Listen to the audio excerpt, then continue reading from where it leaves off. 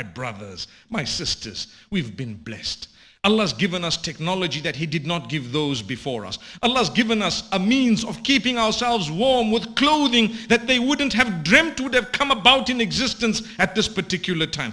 You have beautiful warm clothing that's quite thin, mashallah. They say it's pure wool, it's this, it's, what do they call it, heated and something else. There's some words that they use to depict the long johns that you'd be wearing inside and whatever else it might be. Mashallah, they didn't have it. Does this thing bring you closer to Allah, or does it create a distance? If it is a distraction, here we are today to tell you, let's face reality, and rather than making it a distraction away from Allah, we should make it a means of getting closer to Allah.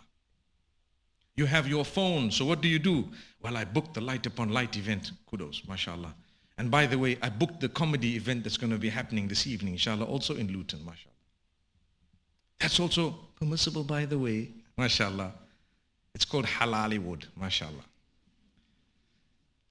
May Allah grant you guys ease and goodness.